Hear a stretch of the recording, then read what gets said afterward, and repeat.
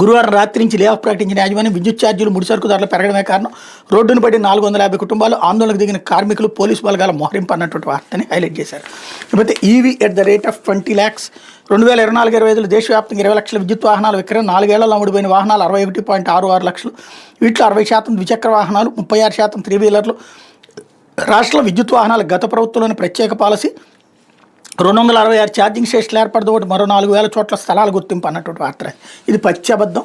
అప్పుడు చివరికి వెహికల్ కొనుక్కుంటే తెలంగాణలోనేమో ఇది ఉండేది కాదు, ఎక్స్ట్రా ట్యాక్స్ ఉంటుంది కదా దానికి, వెహికల్ ట్యాక్సు. దాదాపు ఒక కారు కొంటే 2.5-3 లక్షలు అక్కడ ట్యాక్స్ ఎగ్జామ్షన్ వచ్చేది. ఇక్కడ మాత్రం ట్యాక్స్ వేశారు, అలాంటి వసూలు చేశారు.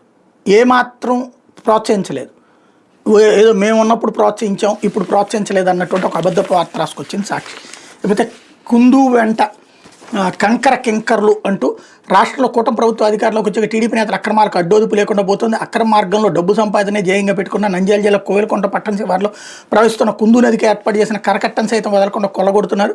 గత వైఎస్ఆర్సీ ప్రభుత్వం కుందు నది విస్తరణ పనుల్లో భాగంగా నదిలో పూడికితీత పనులు చేపట్టి మట్టిని నది ఒడ్డున కరకట్టగా ఏర్పాటు చేసింది. వర్షాకాలంలో నదికి వరద అధికంగా చేరిన నదీ తీర గ్రామాల పొలాలను వరద ముంచెత్తకుండా అడ్డుకట్ట వేసింది. నంద్యాల వైఎస్ఆర్ జిల్లాలో కుందు నది విస్తరణ పనులు జరిగినాయి. కూటమి ప్రభుత్వం అధికారంలోకి రాగానే టీడీపీ నాయకులు కరకట్టను సైతం వదలకుండా తవ్వకాలు జరుపుతున్నారు.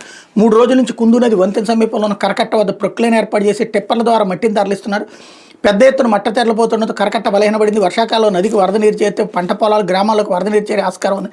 నదీ తీర గ్రామాల ప్రజలు ఆందోళన చెందుతున్నారు. మట్టిని తరలిస్తున్నారు. రెవెన్యూ అధికారులు కానీ, కేసీ కెనాల్ అధికారులు కానీ పట్టించుకోవడం లేదని విమర్శలు వస్తున్నాయి. కోవెలకుంట్ల మండలంలోని భీమునిపాడు సమీపంలో కుందు నది ఒడ్డున ఇసుక తవ్వకాలు యథేచ్ఛగా జరుగుతున్నాయి.